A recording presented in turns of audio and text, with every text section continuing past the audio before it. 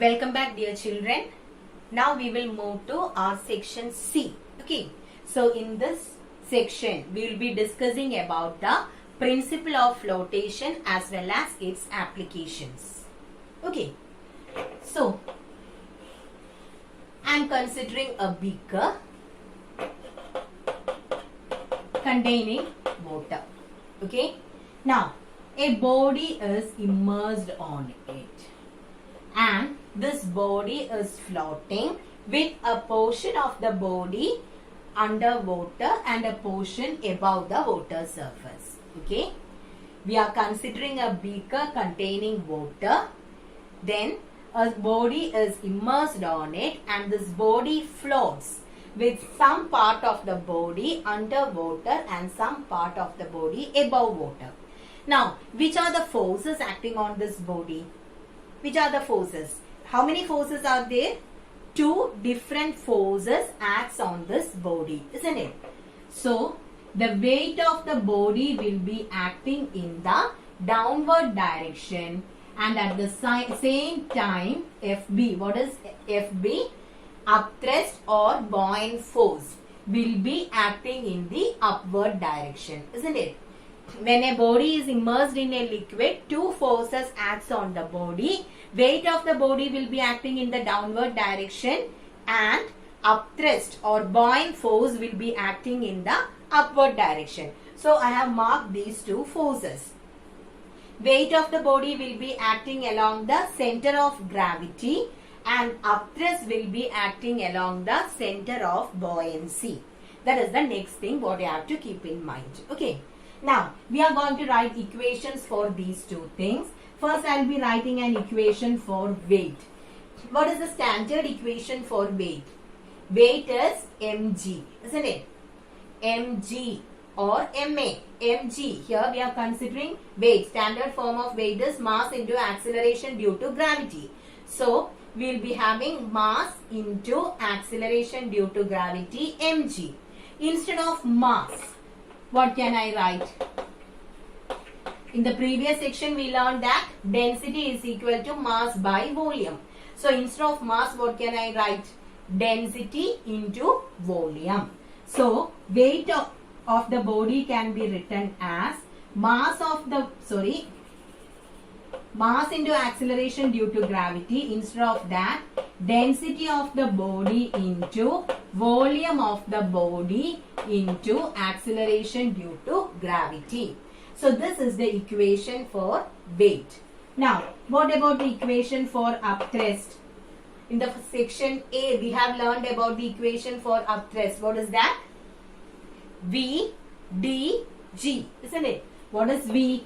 V is the volume of the immersed part of the body. D is the density of the liquid, and G is the acceleration due to gravity. Okay. So is it clear? When a body is immersed in a liquid, it experiences two forces. Weight acting in the downward direction. Weight is actually mass into acceleration due to gravity. So we can write mass as density into volume. So density of the body into volume of the body into acceleration due to gravity. Upthrust is equal to volume of the immersed part of the body into density of the liquid into acceleration due to gravity. So is it clear? Now, based on weight and upthrust, we will check what happens to a body. That is whether it sinks or floats. Okay. So we are going to consider three different cases. I have the body here. Now, first case, okay. Weight of the body is greater than the upthrust. We are going to study about flotation and sinking. So, three cases are there. First case, if weight of the body is greater than the upthrust, okay. If weight of the body is greater than the upthrust, or what you can say, according to Archimedes principle, you can say that upthrust will be equal to the weight of the liquid displaced by the body, isn't it? From Archimedes' principle, we can say that upthrust is equal to weight of the liquid displaced by the immersed part of the body.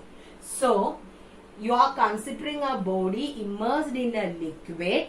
If the weight of that body is greater than the upthrust or weight of the liquid displaced by that body, what happens? The body will sink. Okay? So, in this case, the body will sink. If the weight of the body is greater than the upthrust. This, according to Archimedes' principle, upthrust is equal to how much liquid is displaced by this body. So, if weight is more, the body will sink. And in this case, here also these two forces are acting on the body, weight and upthrust. And here, since weight is greater than upthrust, the body will sink. Here, the center of buoyancy as well as center of gravity coincides. Okay, when the body is completely underwater, or when in the case of a body which is underwater, center of gravity as well as center of buoyancy lies at the same point. Now, in this case, the apparent weight of the body, that is, when we measure the weight of this body underwater, it will be equal to, apparent weight will be equal to weight of the body minus upthrust. That means, when you are drawing water from the well or anything, if that bucket touches the bottom, then you will feel some weight. If the bucket floats on water, we won't feel any weight there. Okay. So that is the same thing here. It is given when the body sinks or when it touches the bottom, then the weight what we feel will be equal to the weight of the body minus upthrust. So is it clear? This is the first case. So once again, if weight of the body is greater than the upthrust or the weight of the liquid displaced by the body will sink. Here, the center of gravity and center of buoyancy acts at the same point, and apparent weight of the body will be equal to weight of the body minus upthrust. Now, we will move to the second case. If the weight of the body is equal to upthrust, okay, if the weight of the body is equal to upthrust or weight of the body is equal to weight of the liquid displaced by the body, then the body will float with entire portion of the body under the surface of water. Okay. So in this case, the entire part of the body will be underwater. There also, the center of buoyancy and center of gravity lies at a single point. And here, the apparent weight will be equal to 0. That is, weightlessness will be the result. We won't feel any weight for that object. Okay. So once again, if weight of a body is equal to upthrust or weight of the liquid displaced by the body, then the body will float with entire portion of the body under the surface of water. Here, the apparent weight or the weight what we feel will be equal to 0. Now the third one. What will be the third one? If the weight of the body is less than upthrust or the weight of the liquid displaced by the body. So if the weight of the body is less, what happens? The body will float with some part of the body under the surface and some part above the surface. Okay. So if weight of the body is less than the upthrust, the body will float with some part of the body under the water surface and some part above that. And in this case, will center of gravity and center of buoyancy coincide? No. Center of gravity means it will be the exact center of this body, and center of buoyancy will be below the center of gravity. That means center of buoyancy is the center of gravity of the immersed part of the body. When we learned about characteristics of upthrust, I told you, if a body is completely underwater, the point of buoyancy as well as point of gravity will coincide.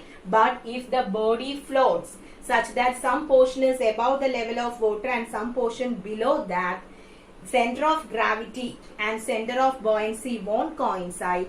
Center of buoyancy will be below the center of gravity. Here, center of buoyancy will be the center of gravity of the immersed part of the body. This body exact center you will be having the center of gravity.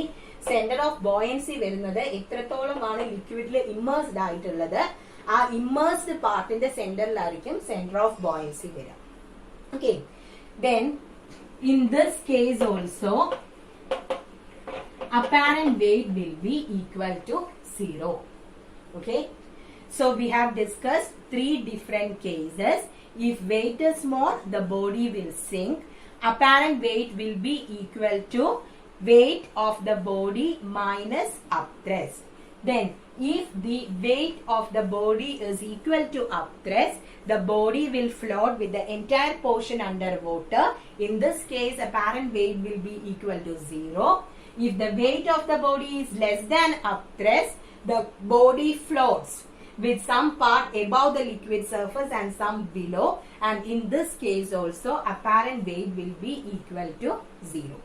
Okay, now keeping all these things in mind, we have the principle of flotation. Okay, so this is very important. According to principle of flotation, weight of a floating body. If a body is floating in a liquid, its weight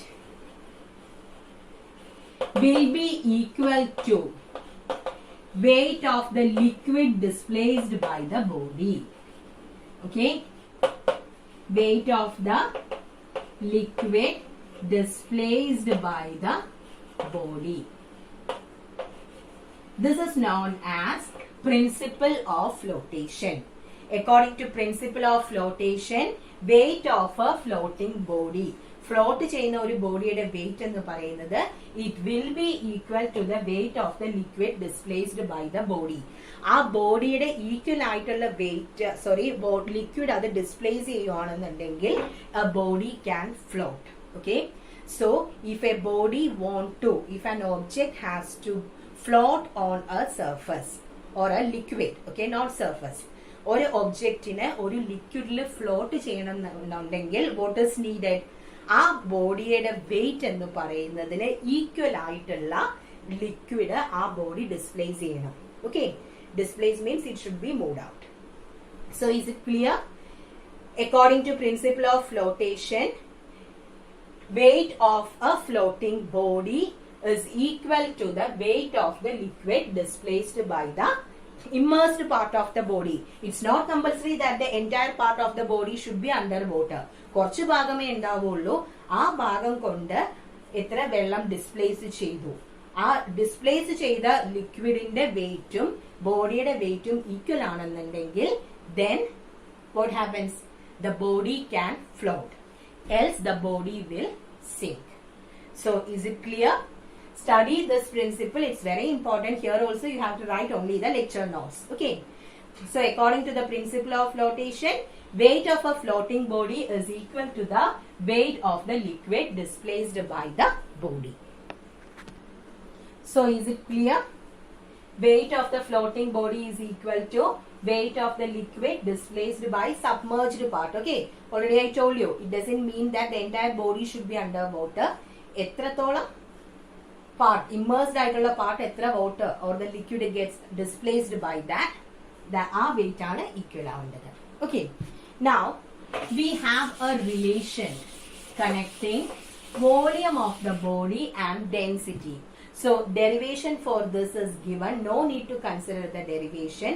Just study the equation. Okay, V by V is equal to density of the solid by density of the liquid.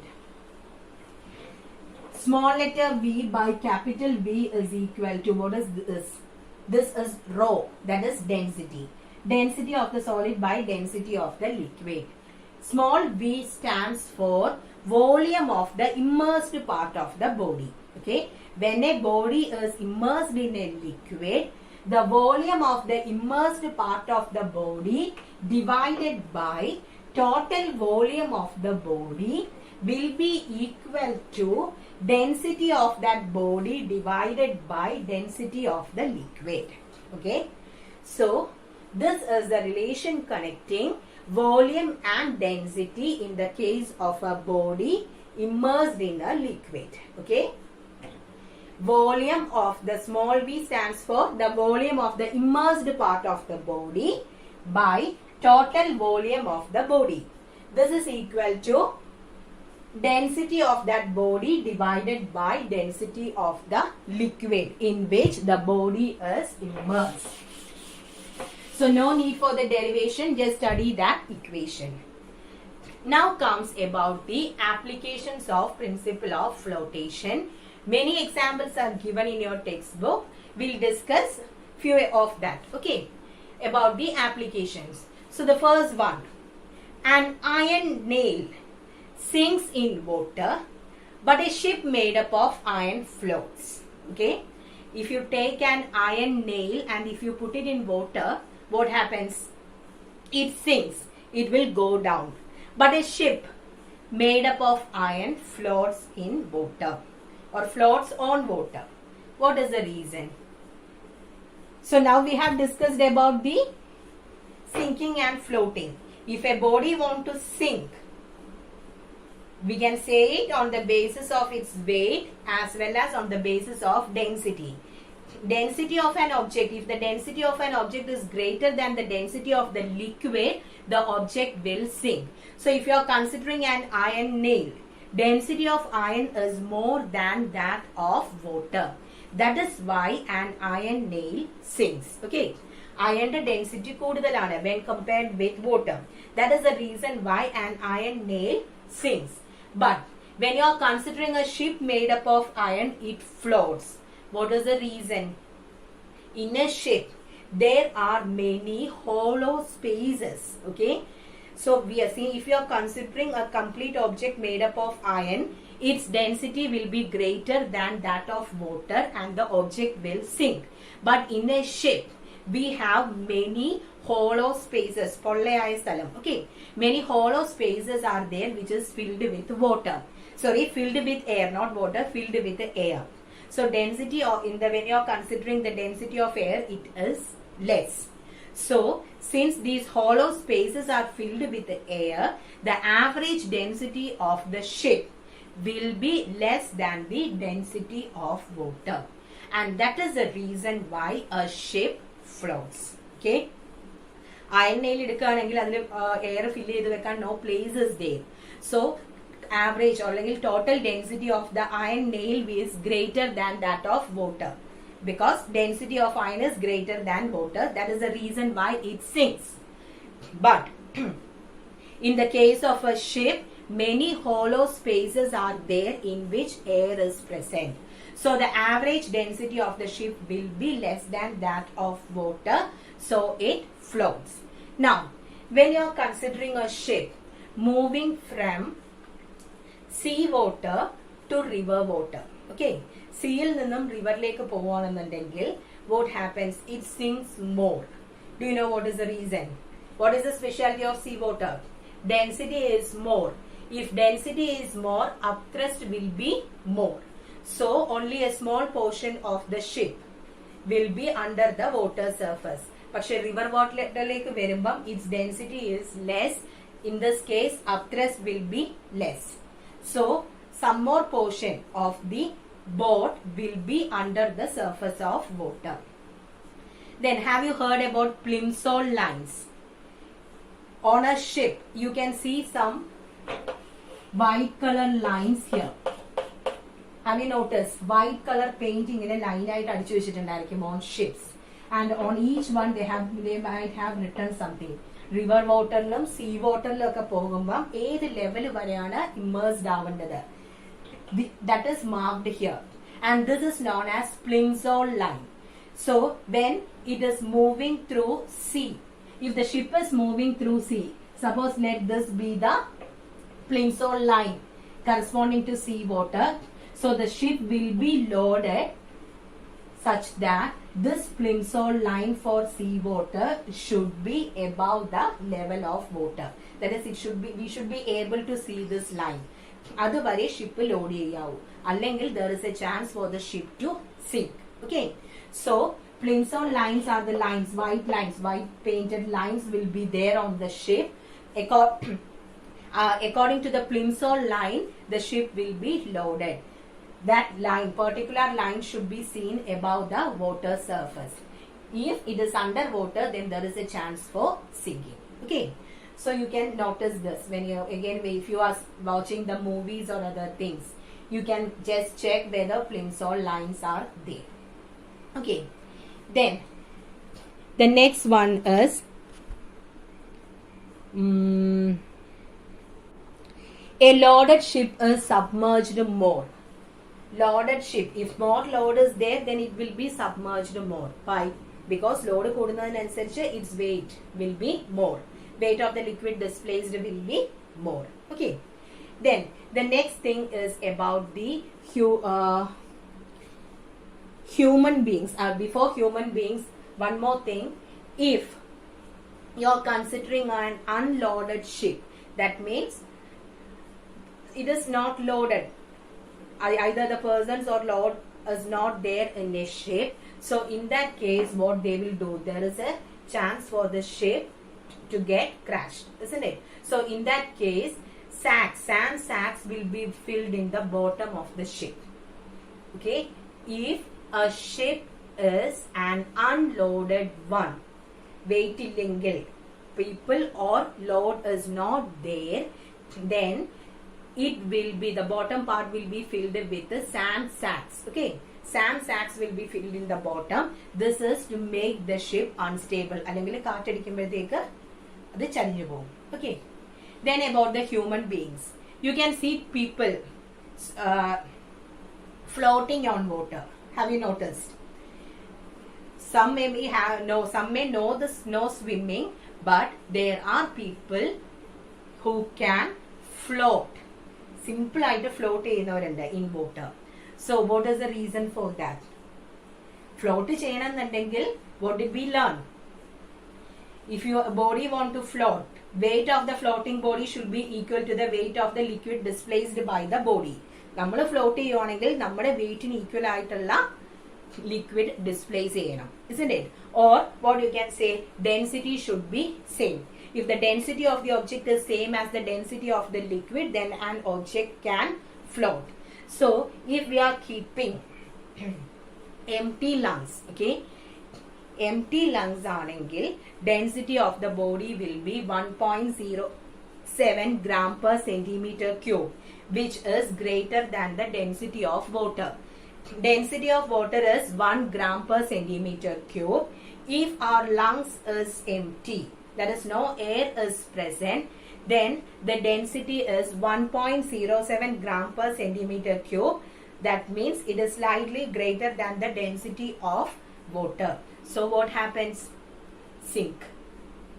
So float cheyanannundengil our lungs should be filled with air. If our lungs is filled with air, then the average density of the body will be 1 gram per centimeter cube, which is same as the density of water. So a person with air filled in the lungs can float easily in water. Okay. Then the next one, it is easy to swim in sea water than in river water. So I don't know whether you have checked. If you are trying to swim in a swimming pool, in few swimming pools, you can feel that upthrust. Okay, just try. It will be different in different pools. If density of water is more, then upthrust will be more. That is what we learned, isn't it?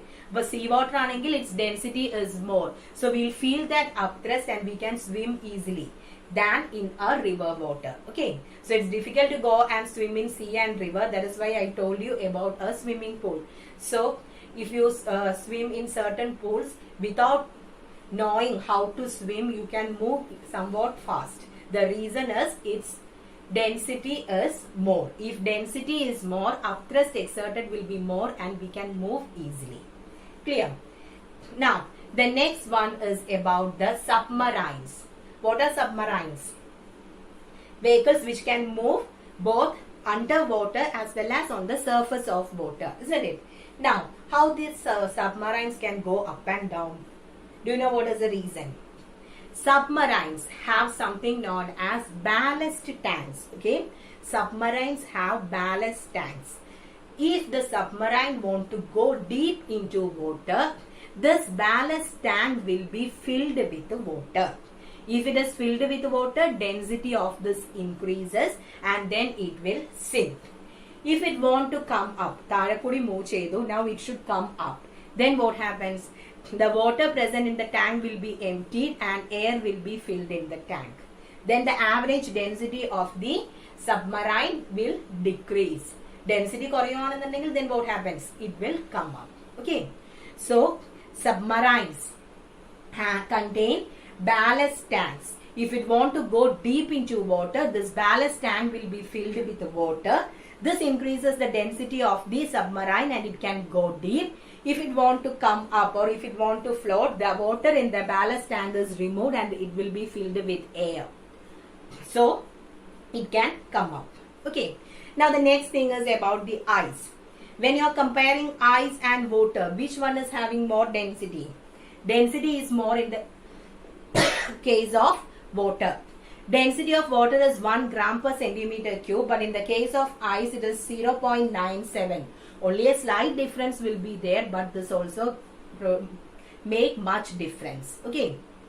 This is the reason why, since density of ice is less than water, it floats on water.